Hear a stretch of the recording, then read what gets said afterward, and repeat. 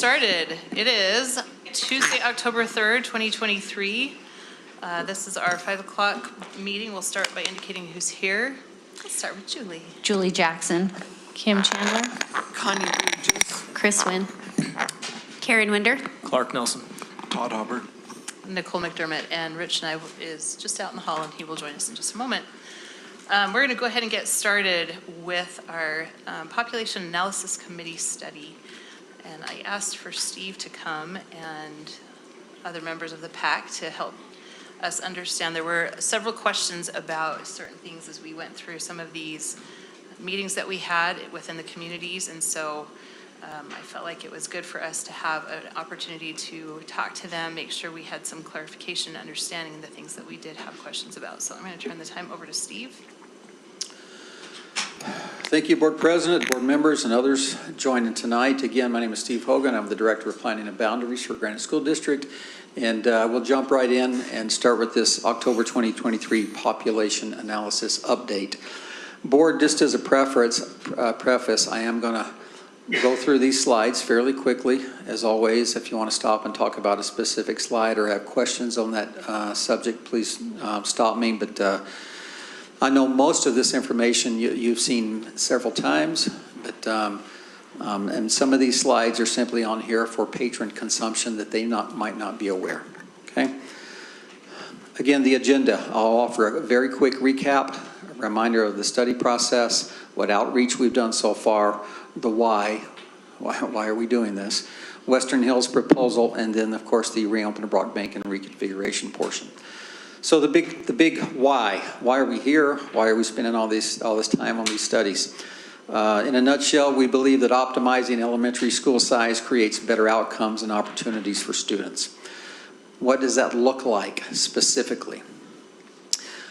I will say that for the last several years, I have framed a lot of this conversation on what it's been called small school concerns. But after some feedback, some very good feedback, I think, and rethinking this a little bit, we wanted to reframe that and to focus on the benefits, quite frankly, not just the concerns, but just flip that. There's still concerns out there, but really it's about the benefits of consolidation. You see them here very, very quickly. Again, we're trying to have a minimum of the 500 to 550 students allows for a school size of that 3 teachers per grade level, that minimum that we're trying to reach. Having no split grade level classrooms provides more parental choice to match learning style and decrease personality conflicts. It provides professional learning communities and overall collaboration that are much more effective. We've seen, our experience has been. We value the team teaching aspect of this, and we know that's more effective. It balances out our classroom sizes. We've seen that over and over in our conversations with principals. Further, the economy of scale, and that's kind of a big picture umbrella word that we use with this a lot, but it's true. It provides for more funds for the extra staffing of other program supports outside of just that basic student-teacher ratio. There are all those other things that you're aware of that provide benefits for students and help fill a lot of those gaps in the everyday interactions with students. And again, that's oftentimes the paraprofessionals, the aides, psychologists, nurses, and the number of hours you get a lot of these other positions come with more students. Easier to maintain our effective and more effective community councils and PTAs and other parent volunteer efforts. The teacher workload and burnout is decreased, which has been a significant issue for us in some schools where we have more teachers to fill committee assignments. One ineffective classroom has less impact on school-wide or grade level data, which can be a challenge, if not perception, but sometimes a very real challenge. And then some of the fiscal issues, more efficient use of administrator to student and teacher ratios, more fiscally responsible use of building and district resources. 2 new ones that I've added, quite frankly, after a lot of conversation, and that's schools are appropriately sized to host programs like DLI. This is something that we've heard even recently in the Western Hills and other Western communities that they are interested in DLI. But when we start to talk about that, the realization of we've got to be larger to have an effective DLI and have those, the board's very aware of those traditional size classrooms along with DLI classrooms. And lastly, Bryce Day has been pretty adamant about this, is he's been pleased to see that when we've consolidated some of these other schools, it provides more inclusion opportunities for the SPIT students. And that's been a big positive so far. So those are some of the things we've been focusing on. So here's the what. Those two approved studies, the closure boundary study, areas 1 and 2, and then, of course, the potential reopening of Brockbank in conjunction with grade reconfiguration. That's simply the map showing the areas. Just think of the district, especially elementary, from Bangerter west. That's more or less what you're looking at here on the map. We've seen this for months now. Reminder, this was, the board approved the continuation of the following on the July 11th, this past July board meeting, and that was to narrow the focus of that Area 1 and 2 study to only one school closure, and that was Western Hills Elementary. And the rationale for that was simply a combination of mobility and continued residential growth in that area, with some of those areas of growth listed there. The process we're all familiar with in this room. That's where we've been the last several months. This is where we are now, of course, with feedback and trying to develop some recommendations or more final recommendations. And then, of course, we've had some large meetings. We have more meetings coming up until we get to the first reading in November and potentially a final action in December. Some of the outreach that you see here, again, I won't recite all of these for you, but you know, we've had large meetings and small meetings, thousands of emails and postcards have gone out, and we continue to do that. We have more meetings scheduled, some large, some small, many school community council meetings, some just meetings because a group wants to meet. And so we still have quite a few of those over the next several weeks at least. I could put more on here. So then we jump into the specifics. You've seen this map. This is the proposed, the map of the proposed closure of Western Hills. If you follow the arrows, you can see the current boundary of Western Hills. The triangular portion there that is proposed to be combined with Silver Hills. Part of the Silver Hills boundary on the south that some people refer to as the peanut because of the size, but next to Beehive would become, in this proposal, part of the Beehive boundary. The secondary boundaries remain the same. So Western Hills currently goes to Kearns Jr. after this, and they would continue to do so. Silver Hills currently goes to Kennedy. They would continue to do so. And that portion going to Beehive goes to Jefferson, and they would continue to do so with the same high school feeders. So none of that changes in the feeder patterns. Real quick, what are the current enrollment, is that taken from this year's current enrollment? What number is that? Where, I guess the timeline for that number? This year, it was weeks ago, but they're pretty close. So if you're looking at, well, let's look at this one. You can see that was current as of, I think, last month. So they're within a few. Again, this table shows some of the basic data for each of those schools and areas, from the name of the school start time, the year the school was. That really should say opened. Year built is 1 year earlier than that. Western Hills is 61, Silver Hills is 84, but year opened. We're familiar again with the FCI, our Facility Condition Index, and what that ranking looks like. Special programs at each school, enrollments, and again, projected enrollments, assuming this goes through. I did make one change or one small clarification on this that you may or may not notice, and that is the net impact on busing. One less bus will be needed because that small area going to Beehive would no longer be bused up to Silver Hills. And again, that comment at the bottom, Silver Hills remains a split feeder. Can I ask a question on that? So Silver Hills would remain a split feeder, but Western Hills then would effectively become a split feeder. It's not currently a split feeder, but if it joins with Silver Hills, then it would be then those patrons would then be in a split feeder school for the first time. Is that fair? Yes. If they combine with Silver Hills, Silver Hills would be a split feeder Correct. So Silver Hills They're is going different currently a split directions. feeder already. With this change, the peanut portion that would now go to Beehive would eliminate them from being a split feeder, but then bringing Western Hills in would keep them a split feeder, if that makes sense. Yeah, It just creates- changes what. So right now, they're a schools, split right? feeder Yeah. between Kennedy and Jefferson. They would become a split feeder with Kennedy and Kearns Kearns Jr.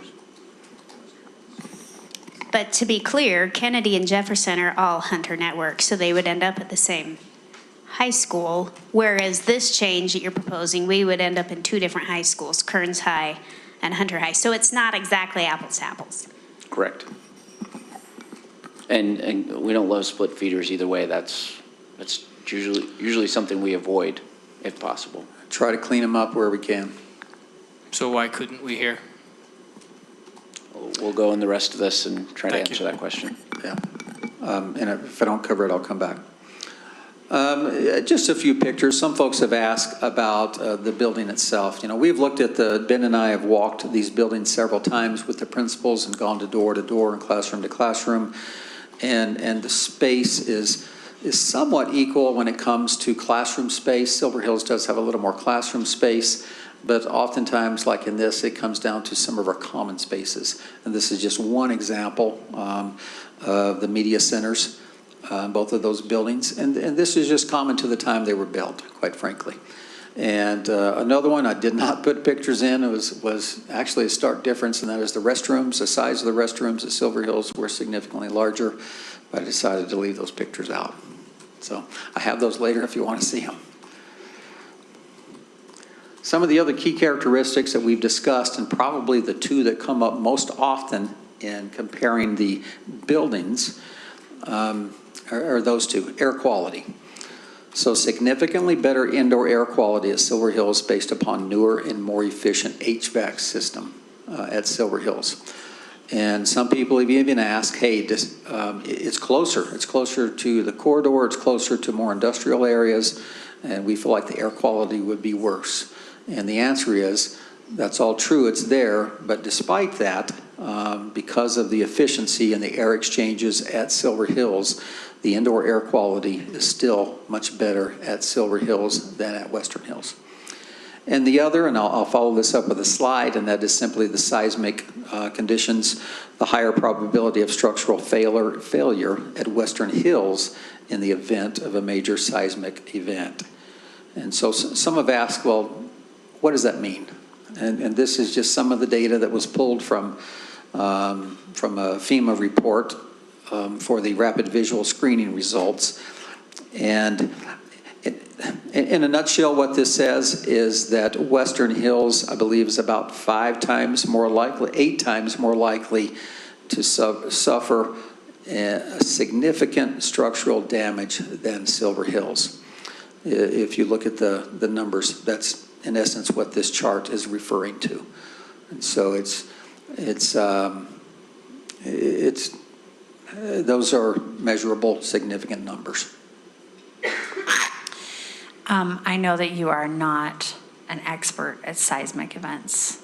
Do we have any idea, like, what are we looking at as the chances of a seismic event? I mean, I know on the I Wasatch have a magic Front- 8-ball that I use for that. Segments along the Wasatch Fault are now substantially overdue for an event. So even with the release of the Magna Fault, it has not changed the predictions. We are several hundred years overdue for a substantial earthquake along the faults in this valley. So what is the probability? That's anyone's guess at this stage, but we are overdue. I think that the question that keeps running through my head is, am I making this decision based on something that's similar to, like, the chances of someone getting in a car in a fatal car accident or something like that? Is that the odds that I'm looking at that I am making this decision based on? Just, does that make sense what I'm saying?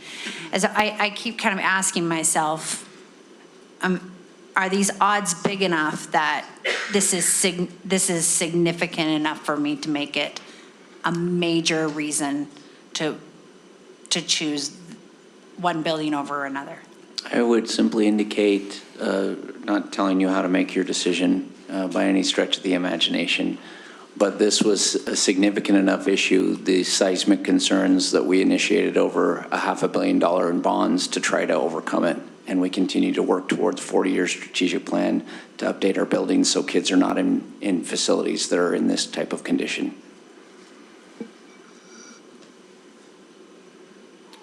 That's a pretty good argument. Because, I mean, if you think about it, okay, so we initiate a bond, we use taxpayer money in order to fix this problem. And then if we were to then put our kids in one of the buildings that did not fix the problem, that doesn't make any sense, does it? Good, well played, Ben Horsley. And what they said is what I was going to say until. I will they say, said. though, that's tricky because the same taxpayers are the same ones coming saying, don't close my school, even though they're aware of the risks. And so it's not just completely, it's tricky for me to reconcile in my head because I hear what you're saying, but over here I have just a deep concern for this neighborhood who's going through this, and they're the ones saying, hey, we'll assume the risk, keep our school open. So, and they're also taxpayers. And Silver Hills Elementary was not built with that bond money. It was built in 1985. So while seismically better, it was not specifically constructed using those bond funds. You're talking about the bond funds that were specifically for upgrading for seismic The problems. $500 million that he's talking about. Yeah. I would not counter-argue, but I would just simply point out that the goal of both of those bonds, and I ran both the notifications, I did all the public meetings. Don was there for a lot of that as well, for the 2017 bond in particular. The communication was, and it still is, in fact, that Granite School District has the highest amount of unreinforced masonry buildings in the state of Utah, the oldest school buildings on average. And the goal of both of those bonds and a 40-year strategic plan was to get our kids out of unreinforced masonry. And I don't know that I'm voting one way or another yet, but I would say, as I looked at it, I thought, how would I feel if I were at the better school and I was told, you have to send your kids to this school that is much, much less safe? And I would be really frustrated. And would I feel okay about my kids going to that unreinforced masonry building? I don't know how you'd feel. Well, I wonder if the community even knows that. Like, was that presented, that this building, they know their score, but this exact, have we? That chart presented? was not used at the public meeting, no. Okay. Have we, I know it's not published, but will you remind me the rebuild dates for both of these schools? The build dates, the open date for Silver Hills was 85, the build, I'm talking of the bond passing and when we on the ranked list, all the Karen? schools and we put them in order. The rebuild So list if you're you- talking about, Yeah. the order? If you take a look at the FCI score being 23 and 35, those were so far out that they were not part of the bond calculations. So the rebuilds are not in the foreseeable future for those facilities. But I thought we put a tentative date to everything. I can picture like the chart, I just can't find it. I've been I can send you all a talking link. to Ted, Right. We only put dates on the phase one projects, Right. and I can send you this link. I'm looking at it right now. And neither of these We did schools do are on those. phases. We did. I'm struggling with your answer, Don, because as a board member, when we're not, we They're out. went to bat. We're They're like in- phase They one, are in the phase future, and two. they do not have a definitive date. That's how far out they are. There is not a definitive date. Once we encountered the increase in costs, we did not advance the calculations. So, right, we have a 7-year delay right now based upon bond rollout. We have not indexed those out because they're too far out to predict when we get to this level of FCI. So just to clarify, they're in a certain order though. They're just not with a date that they're Worst going first, to. So the correct. worst first. So you have them in order of what would be the next phase technically, but we just don't have a date that Yeah. they would be started attached to that, correct? And I just emailed you all that link. It was too difficult to project once For that part. we started seeing the inflationary impacts. This is available, sorry, I didn't mean to cut you off. See that? This is all available on the GSD Future website. You can see though where, if Western Hills is so far out that there's not even a date on it. I mean, I kind of say to myself, oh, well then it's usable for a lot of years. I would look at that date as that's how far behind we've gotten in terms of our infrastructure problem. When we started this bond initiative in 2009, we had a little less than $1 billion. Because of inflationary costs, in 2017, it was roughly $1 billion. And despite all the progress we've made in current rebuilds, those costs continue to rise and still remains a $1 billion plus problem. So you guys are aware, and if you look at this list, the delays on the current projects, we've discussed in this meeting and in other places, delays on those other projects based on a very conservative estimate in terms of cost increases. This list was originally created back in 2017, and those dates now, the last project, Oak Ridge Elementary, that phase was originally scheduled to be rebuilt in 2028. It's now 9 years later based on inflationary costs. Historic and unprecedented, which we all love those words. So I don't think it's because, I mean, honestly, if we were looking at our next phase in 2028, we'd be looking at planning where Western Hills fits in on this. But we've got to finish this list first.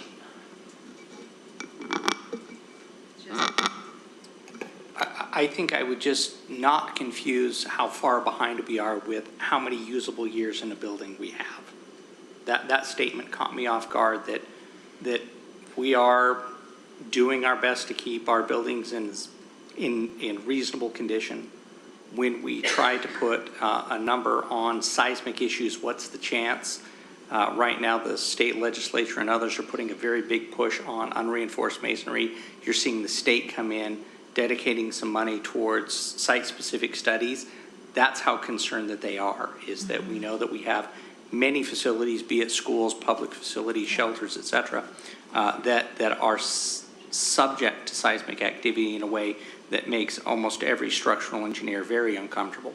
And so if we want to wade into the details of seismic events, we would bring a structural engineer in to better opine for you to make sure we get, you know, less debate, more fact, less opinion, more fact on the record. And we're happy to do that should you like.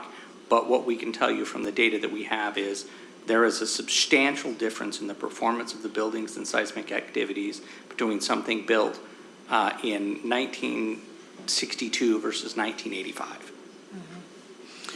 Ben, do you have the list of, you know how there's the FCI number? FCI number is what order they are in the list of rebuild. Am I right? So there's a rank order, worst to first, and that is based on the higher the number, the better.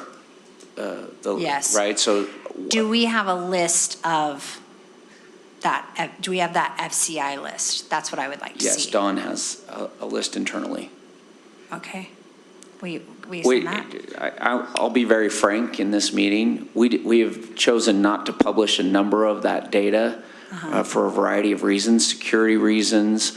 There's a lot of challenges with some of that information, and some of it's not great. And frankly, if some of the building conditions in our district are not satisfactory, that's why we're trying to rebuild them as quickly as we possibly can.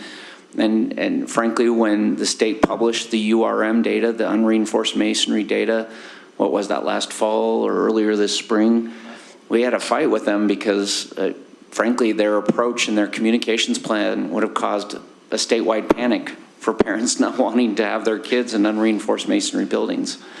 And so we have to be very careful. If parents contact us and want some detailed information, we've chosen to provide that to them. But a lot of times agencies with good intentions trying to bring awareness to issue like lead in water, things like that, they push out information that's frankly a little exaggerative. It's hyperbole, it's enhanced to reinforce their message. And it puts us in a bit of a bind because we don't have $1 billion to rebuild these buildings overnight. Yeah, that makes sense. I don't think I necessarily am asking for that to be published, but I would like to see it. If that's So okay, can I thank ask you. a hypothetical? So if,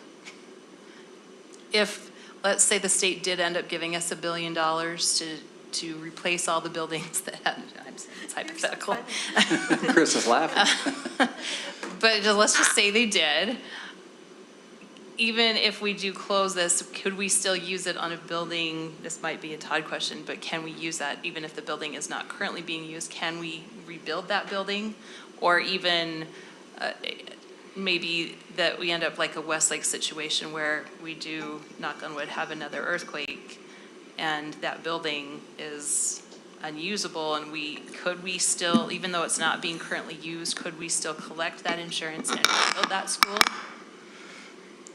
I have some thoughts, but Don is really, it looks like he wants to start, so.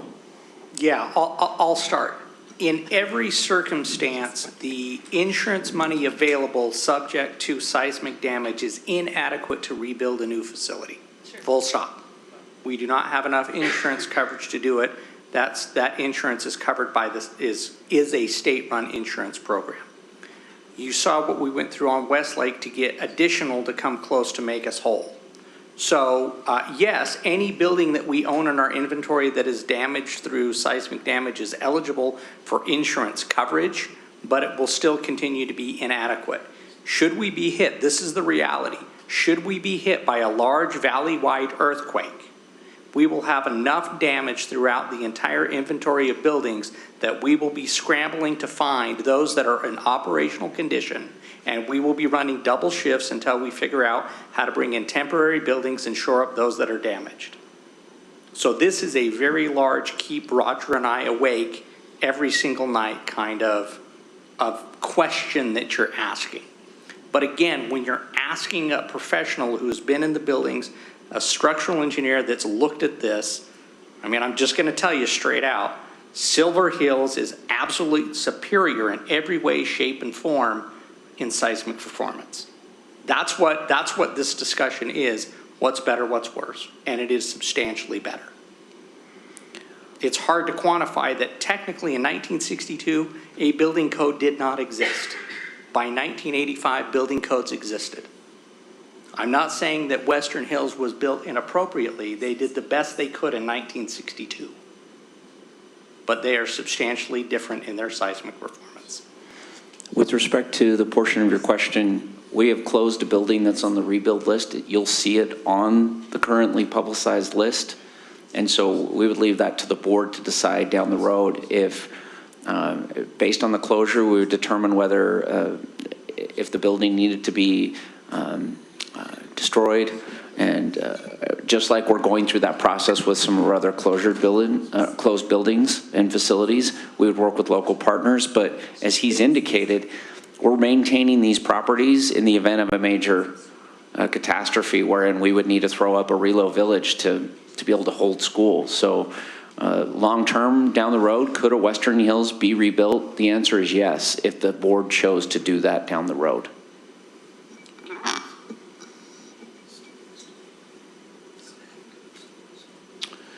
Okay, I'll jump to the next slide. This slide in context, the reason I found this in our files, this is a slide that was used in 2008 or 2009, just before Diamond Ridge was opened, and this was part of that boundary study to open a new school, Diamond Ridge Elementary.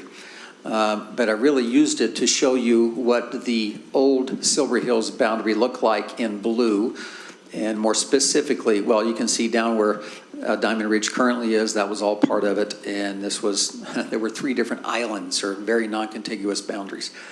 But there was a lot of questions and even some assumptions that one of the reasons Western Hills' boundary or enrollment had dropped so significantly over the years was a change in boundary. So that area east of 5600 West, so east of 5600 West, that blue area, And I quite frankly didn't know when it came up in the meeting, so I looked it up. And I thought it was actually when Diamond Ridge was opened.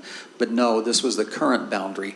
The best I can tell from all of our data is this has always been Silver Hills boundary. So when Silver Hills opened in 1985 was when that portion east of 5600 West was ceded over or taken to Silver Hills. So that's just a little context for the next couple of slides. This one shows in a little more detail some enrollment history. If you see the top 3 lines, I just thought it was interesting to see the average from the 70s, 80s, and 90s. Of course, with Silver Hills not opening until the 85, we really didn't use the data there, but what those averages look like. There's a couple of key takeaways in my opinion on this. There's a star or asterisk star for in 2009, or you can see where Diamond Ridge was opened, and it basically cut Silver Hills population or enrollment in half, maybe quite frankly just slightly less than half, from over 900 students to 400 and something. And then another significant, we thought significant enough to mention, and that's where the 2 stars are at the bottom, where reconfiguration happened and we're losing 6th grade.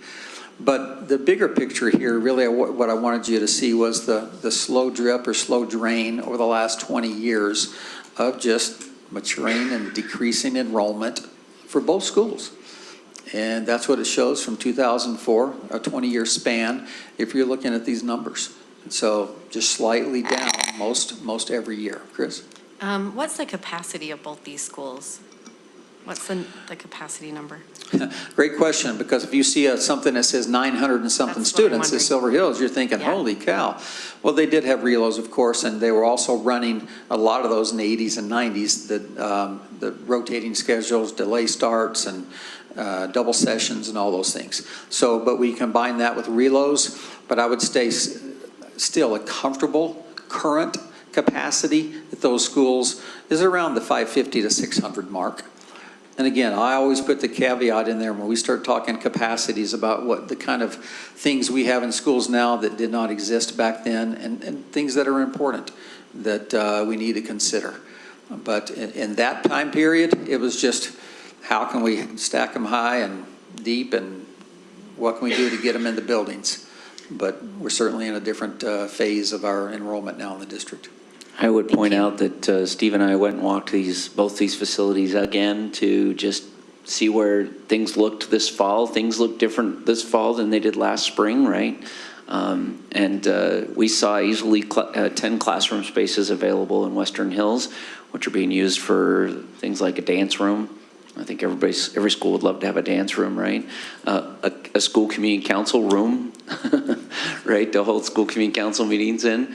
And both schools were in that 10 classroom range. Silver Hills could easily go up towards 12 classroom spaces, depending on preschool space and special ed units that are currently there. Is there, I know there's, as you go further out towards the mountain past Bacchus, there is some new housing being built there. Are those Diamond Ridge? Because they're on the south side. Are those all coming to Diamond Ridge, closer to the 6200 South area. I'm not aware of any developable land further out west for Bacchus, but I believe that's Diamond Ridge there, if we're talking about the same area. Yeah, it's on the south side of 62. Yeah. Okay. Yeah, that's Diamond Ridge. So, okay, but just an interesting chart nonetheless to look at some of that historic data and how that has happened over the years. Can you go back really quick and just point out something in case anybody's listening online, or if the questions linger in the back of your head? Diamond Ridge also has DLI. And so, again, when we're building that school and having that program, you want to have a sufficient base. As we've learned through these programs, you got to have at least 600 kids in a building to run a DLI program. And so that's why you see such a huge drop there. And ensuring they have a sufficient population to draw from future years is certainly something we're taking into consideration. So how I read that is when we opened Diamond Ridge in 2009, that precedes my time as a board member, but I look at that and I'm like, well, hooray for Diamond Ridge, but I feel like it was just a nail in the coffin for, honestly, both Western Hills and Silver Hills. That's what this chart says to me, is decisions made then have really set up these 2 schools to be small. And here we are today. So it's I'll good push back that a one little bit. school opened, and I'm glad that they have enough to support DLI. I totally get that. You've got to have the population to run that efficiently, effectively, and be fair to the non-language learners. We've learned that last year, but that's kind of how I read this chart. You can push back on me, Ben, that's it. I will. And I think you're spot on if there wasn't this added additional hindsight that we now have. Because when I think that some of those decisions were made, when that 1985 boundary was made, and cutting off the the western portion of Western Hills off of 5600, which is where I assume the boundary was, that's because Western Hills was over capacity, right? So when they made that decision, it was, we need to get you back to your estimated what your school can handle, right? And also Silver Hills can handle. We try to do our best in terms of guessing the future, but even in 2008, our numbers were not declining as a district, and we did not know that birth rates were going to start to decline countywide. And so our boundary people folks at that time, I was brand new to the district. That was my first year 15 years ago. We weren't even talking about declines in populations. We weren't even talking about school closures at that point in time. That was not a conversation. We were still dealing with growth in some of those areas. And so I know that some of these boundaries were aligned and designed to accommodate future growth, which is actually why Silver Hills boundaries was decided and determined at that time. It was expected there would be additional homes to come into that area as well. But if you look at that boundary, at that time in 2008, both Western Hills and Silver Hills still had plenty of population. They were still at capacity. So I don't think anybody at that point in time was like, man, this would be great in about 15 years if we could then close Western Hills because their population was going to decline. I think at that point in time, we determined that Western Hills would be good to go for the next 30, 40 years, right? So I agree with what you're saying, but I think we can only say that because we have hindsight now. I want to jump to a few pictures to provide some context. If you have not seen or are very familiar with this area, this is the pedestrian bridge that's been talked about quite a bit in the meetings and amongst ourselves over the past several weeks that crosses over, it runs east-west over 5600 West. You can see some pictures on the left side of that top left picture. That dumps down in almost to within a few homes of Silver Hills property. So it's pretty dang close. And it's nice to have those bridges. And I'll show you some statistics on bridges and other things in just a minute. The one other thing I want to point out is you can see kind of small, but there's a crossing guard that does not go across 5600 West, but it goes across Minuteman Drive north-south and helps students. But the nice thing, the fortunate part of that, it's also another mitigation factor where if anyone did even consider going across 5600 West, there was someone there during those times. So I want to jump and we can come back to those pictures, but let's talk about that because it was a very big, real issue, and rightfully so. I don't blame parents for as a parent, you're always thinking first and foremost about the safety of your child, and I get that. So some context and a few things here. The pedestrian bridge over 5600 West. Our observations are the PAC, but that's mostly Ben and I spending some time out there, and the crossing guard feedback. So the vast majority of walking route in the neighborhood is our residential streets. Most boundaries and schools are not that fortunate, quite frankly, where there are major roadways and others, but we're emphasizing some of the positive here, no doubt, but the vast majority are residential streets that do have sidewalks. We have tons of areas around the district, especially the east side, that don't even have sidewalks. The average student walking time would be approximately 10 to 15 minutes. Again, I'll stress average. It is not Ben and I did the longest route, and for us, that was about 25 minutes. But if you look at the average area walking distance for the average student, it was in that 10 to 15 minute range. The historic and recent observations indicate proactive student use of the pedestrian bridge, there's my typo, over at least the past 5+ years. And we can say that in some conversations with people that have worked there at that crossing guard station over the years that quite frankly have said that they've never in the last 6 years seen a student try to cross 5600 West. That's never even been an issue in their knowledge of being there every morning and afternoon. And again, there are approximately, we observed about 50 plus students using that bridge daily. About half of those had parents with them. The other half did not. Those were bike riders and walkers of quite frankly all ages. A little additional context, and this is interesting, as I looked this up and never gave much thought to this data before, but all 57 elementary schools have a 1.5 mile walking area. All of our schools have that. All the schools in the state have that, unless there's something unusual about the route. Granite School District currently has 19 schools that are all walking areas. Granite School District community has 11 pedestrian bridges which serve 27 schools because of the overlapping either boundaries or feeder flows. 90% of all Granite School District regular elementary students live in a designated walking area. That doesn't mean they walk, of course, all walk.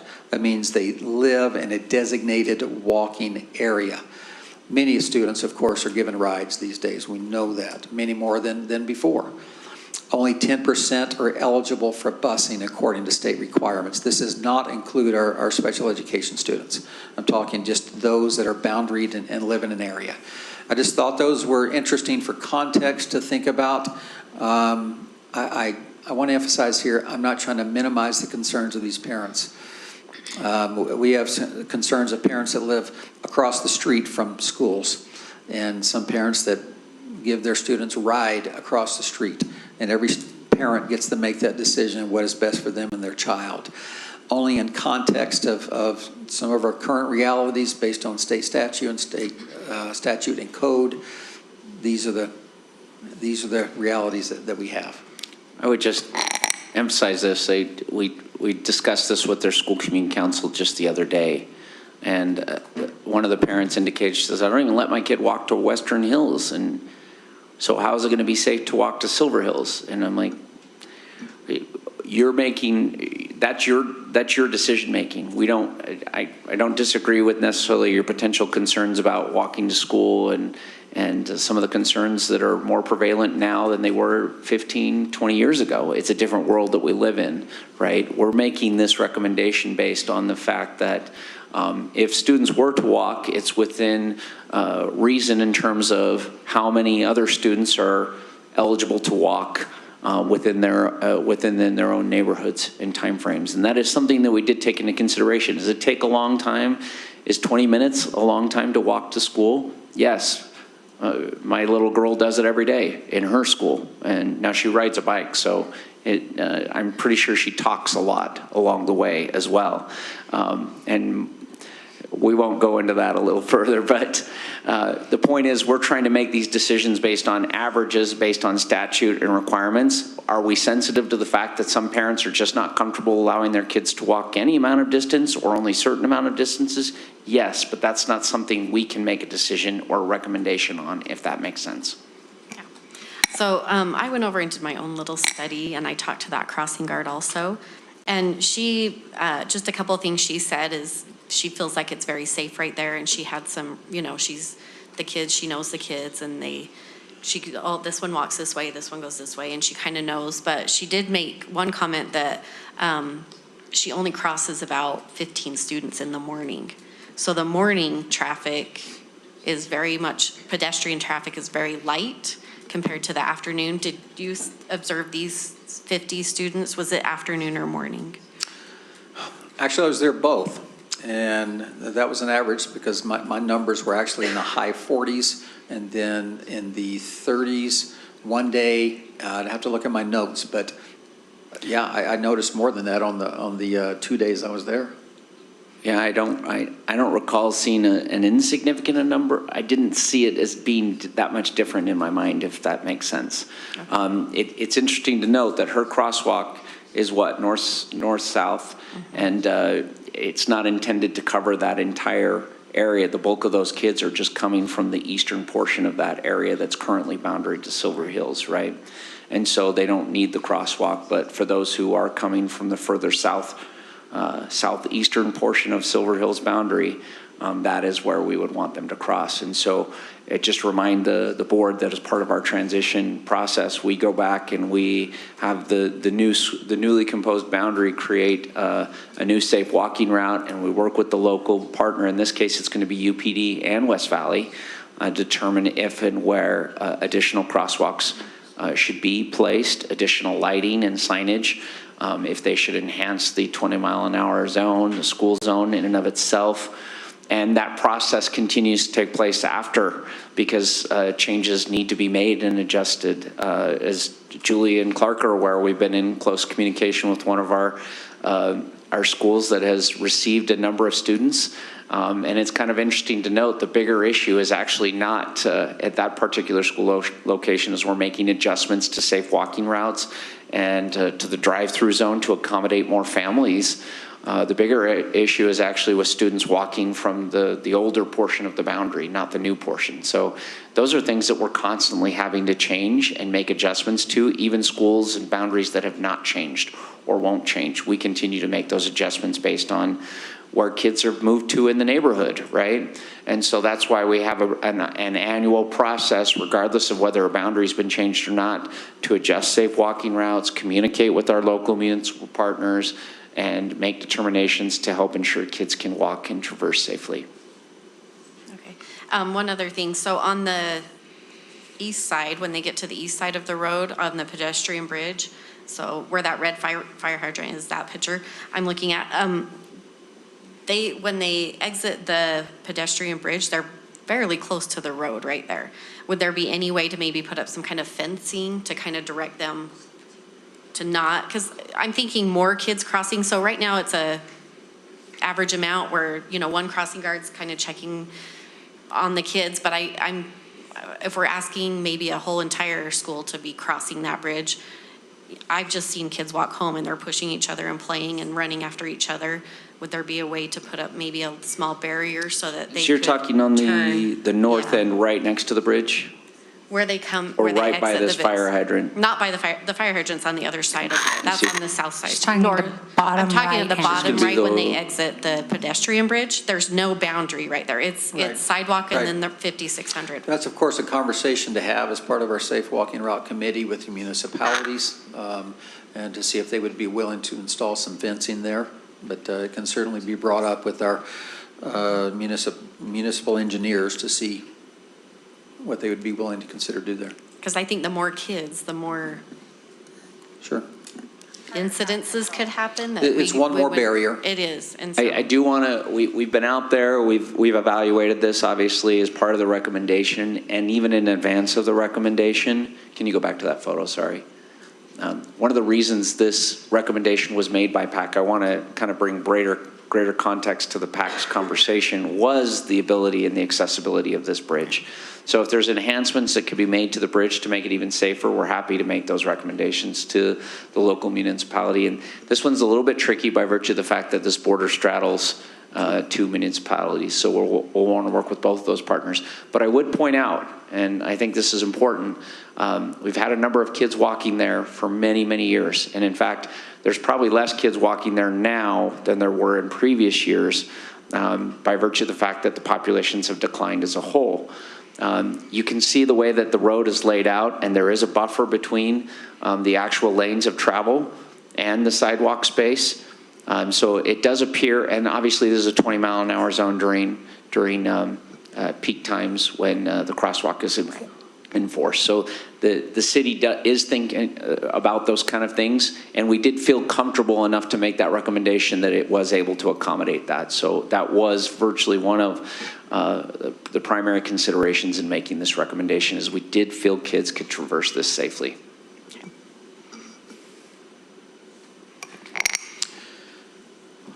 That's the update on this portion, or the potential closure of Western Hills. Any other questions before we move on to the other? Okay.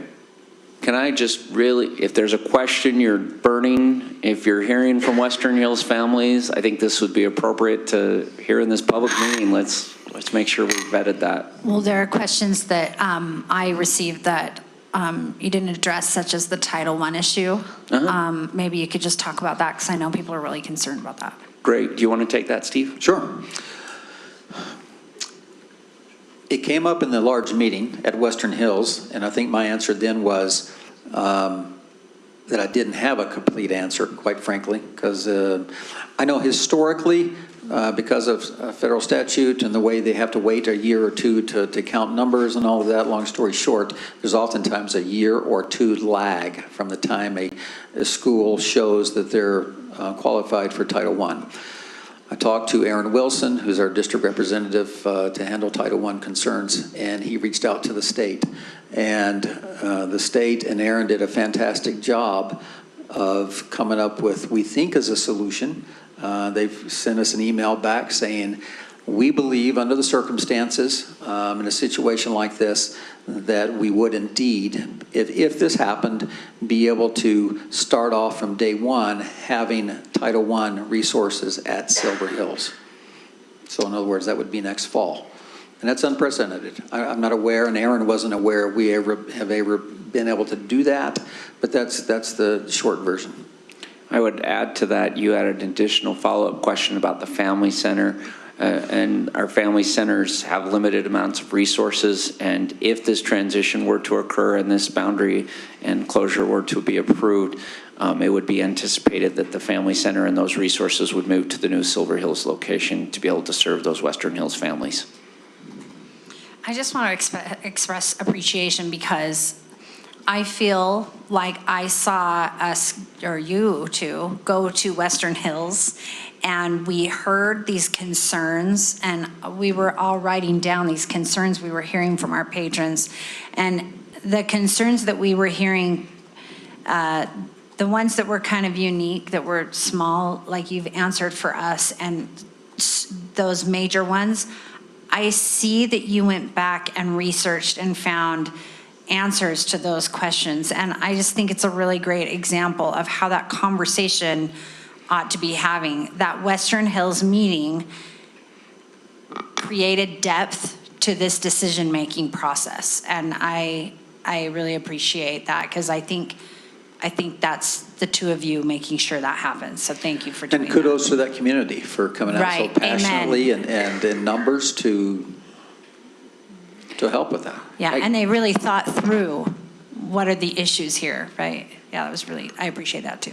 I would point out that sometimes we think about these things, but we are reluctant to go and get an answer right away, because sometimes that indicates that we're a little bit further along in this process than we really are. And I would not want anybody to feel at this point or at any point until an actual final recommendation comes from PAC and the board has it before them that a decision is ready to be made. And so sometimes when you come up with that information, people are like, see, you already knew what you were going to do. And so we're always trying to be very sensitive to that as well. Can I make a suggestion in, just because of the time? I believe did everybody get a chance to look at the slides? And instead of, I appreciate all the work you've done in this, but is there critical questions that you guys would like to ask, since we have them all here for the Brockbank reconfiguration study? That's, I think, can we just jump to the questions and talk about that? Go ahead. Okay. I just had a question. So you have three kind of different numbers of enrollment based on what maps or whatever, what your boundaries will be. Are these three different decisions, or are these just three examples of what that would look like? Tell me. Just the progression of those Okay. maps. And I'll give you the answer in 30 seconds. The map as currently constituted, as you see now, would be the base junior high map without any boundary changes. And those are the numbers as that would represent that map. The next one shows the elementary proposed boundary changes with the description, by the way, at the bottom of where each of those are now, where they go. Those are the numbers for that map. And then finally, that map, and those are the numbers coinciding with that map. So this is really the final version, if you will, of what we're proposing. They're just phased in. One is the elementary changes, the other has the split junior high feeder with those numbers. Did that answer your question? Kind of. Sorta. So changing those boundaries changes the enrollment of our junior highs. Is that showing that that's what's going to happen then if we vote on this? Do you know what I'm saying? Like, Right. So if you look at this one, if you just change the junior high boundaries, if you will, the challenge was it still left Matheson at 1,100 and Brockbank at 700. We were trying to close that gap. okay. Making these changes and that change gets us to that number of Matheson at 950, Brockbank closer to 850. So that's the actual So that's one the we're purpose looking of those at. Thank you. changes. And the Now- goal there is to maximize enrollment at Right. Brockbank while still allowing for growth at Matheson. Matheson, yeah. Thank And- you. That's and- what I was just making sure as I was looking at it, right? I will add, not the only purpose, while we're there and there's growth out there, we're trying to adjust specifically at Elk Ridge. Because, Run? or sorry, okay. Elk Run, There's too many to make, Elks. while we're there, to make some of those changes for the elementaries. Yes. Now it is, I don't want to overlook, there is a big change in this, and it's the Valley Crest Elementary neighborhood. Because they are a Granger feeder, so they have been going to Westlake and then on to Granger. And so I just want to make note, out of all of those, I'm looking, okay, a few tweaks here, but they're actually the only school that would be changing networks. Is that true, or? They're not They're currently, feeders. there's not currently a change proposed at Valley Crest. They're currently split feeder between Westlake, which goes to Granger, Hunter And Junior, which Hunter. goes to Hunter High. So And- that won't change this as far as proposal- high schools go? Correct. Or- Okay, thank you for that. So they'll still remain a split feeder between Correct. Hunter Junior and Correct. Westlake. It just didn't say it on here. Okay. Correct. Well, I was assuming maybe this was, you were trying to reduce Granger since it's so full. So thank you for checking my assumption. What other questions? Just real quick, just having experience at a small junior high, to me, 750 is not huge, and Hunter Junior is sitting there. I don't know what Valley would go to once the sixth grade went up, or Westlake seems to be a little bit bigger, but to me, that's still hovering around some smaller numbers for our junior highs. What's the justification in not taking even more, since Matheson's the one that's growing? So in other words, why Hunter Junior would remain at 750? Yeah. Great question. The answer is, we do anticipate some other changes down there. And kind of going back to your question, Karen, we've talked, and it's been public conversation about what happens at Valley Crest and where and when do we try to adjust Granger High. If you change that half of Valley Crest, instead of going to Westlake, they become a clean feeder to Hunter Junior.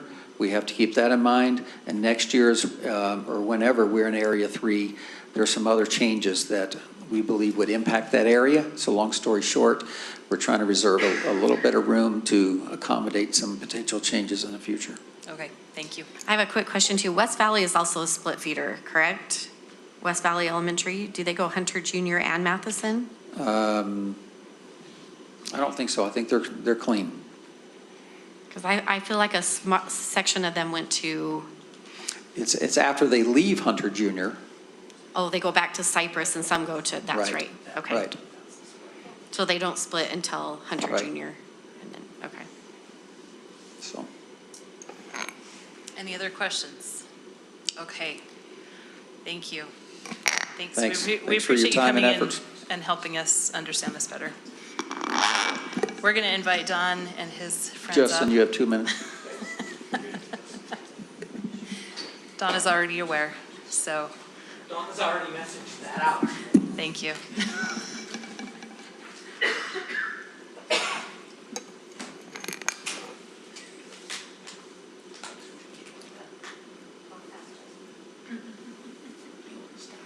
I get the highlights. This is called highlights of the projects. They did. I texted Don. We can start the timer. We should practice our one.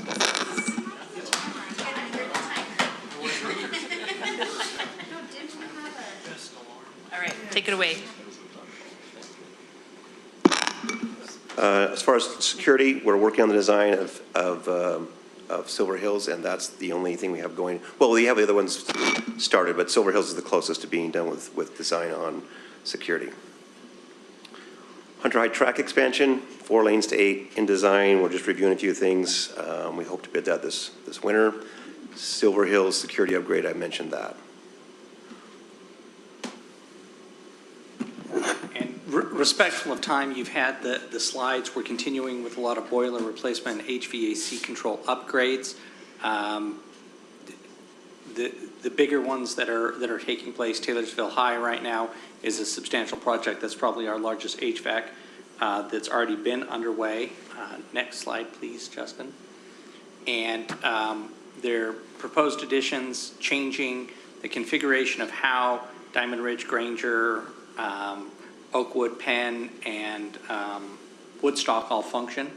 They're a hybrid system. It's really a chlorophylled swamp cooler. And as far as air quality, as far as ESSER is concerned, it adds too much humidity and it makes it prime growing for communicable diseases, and it has a very nice musty smell and really doesn't cool it down.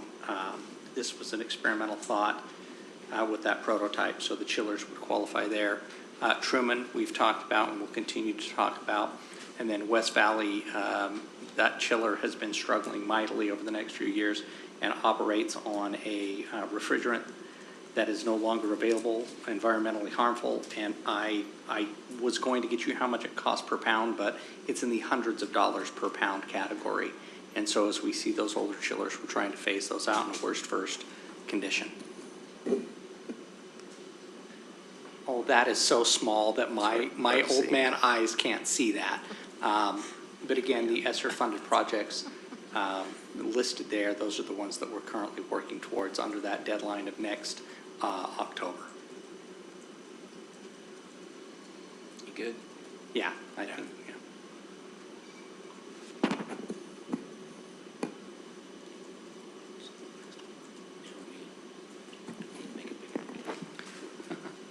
yeah. Truman, we've been placing the relocatables, getting ready for that project, pre-ordering equipment, including electrical equipment to bring the reloads in and power those, as well as the electrical equipment that would be required to run the new chiller system and get rid of those residential systems that run each classroom.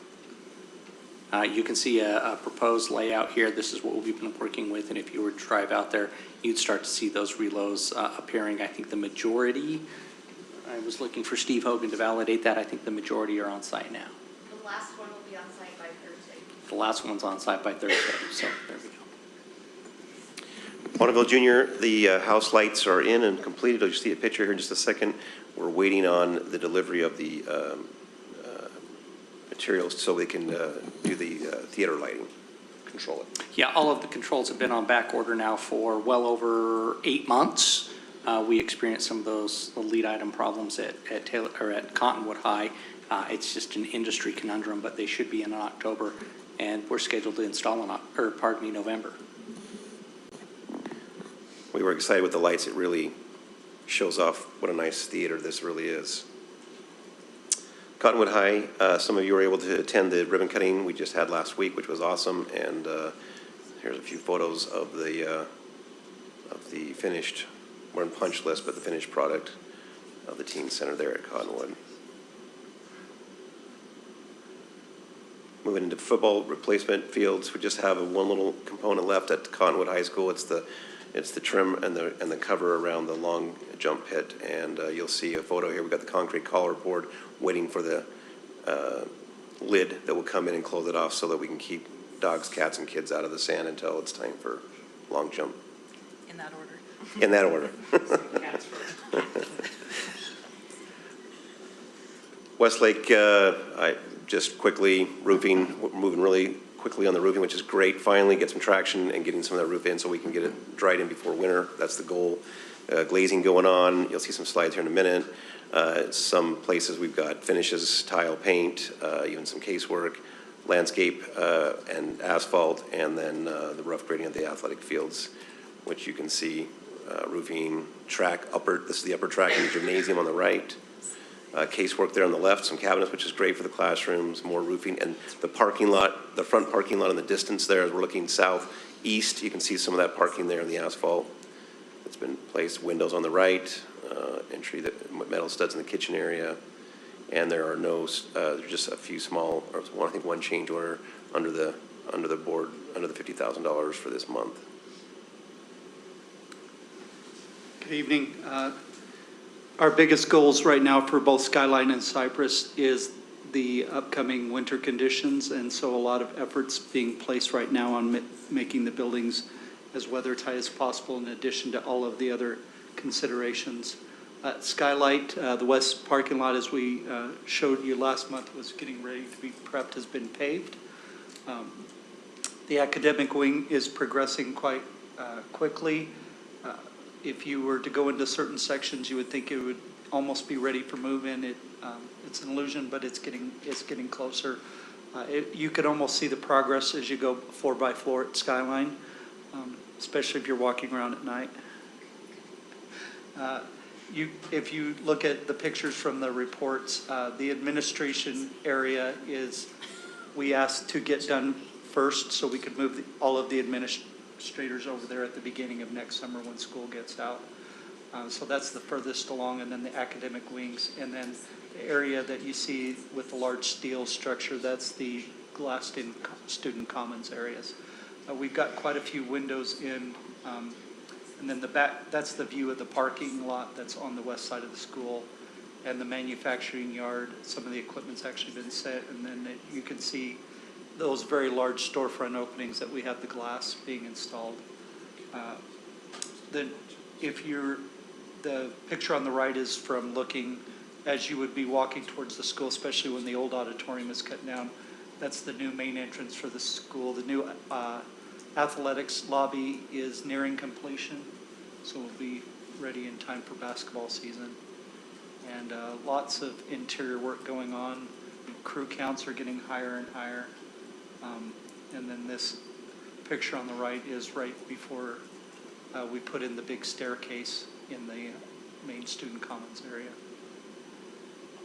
It's looking a lot more like a school every day when you walk in there, and with all the classrooms, and then just administrative changes this month for Skyline.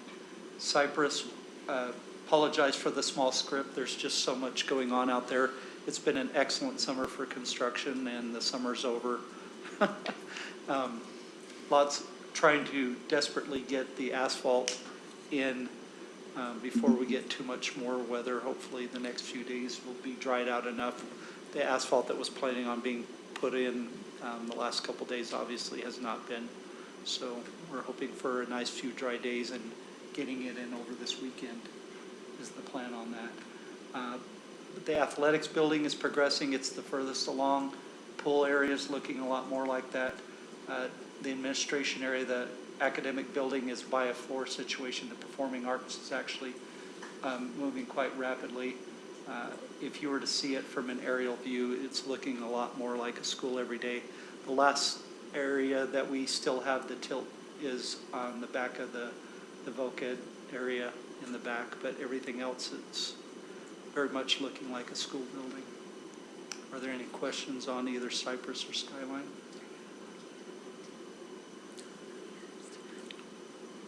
Or any of the other projects? I just wondered if Chris was out walking at night too. We just need to get the curbs, all the curb and sidewalk in. And then Chris, were you walking at night? You saw that, Chris? This slide right there? yeah, it's so Yeah. close, right? Yeah, yeah. It's exciting. Asphalt this weekend, so you'll see black asphalt there between the curb, which will be exciting Very too. nice, yeah. We don't want cars there yet, but nonetheless, we'll get it. We would really like to not have any more giant rain mud events, so. We can work on that, I guess. Should we talk about Taylor? I have a quick question though. Is the lights going in for the football stadium, is there lights for the baseball fields also? Is there any other okay. Someone asked me. And Just tennis and football. yeah. Tennis, okay. Site lighting, but not for the play fields. Actual, okay. Just similar to what we've done. All right, are there any questions? Awesome, thank you. Gentlemen, you did great. Okay, we are going to take a recess and Zoom at 7 o'clock.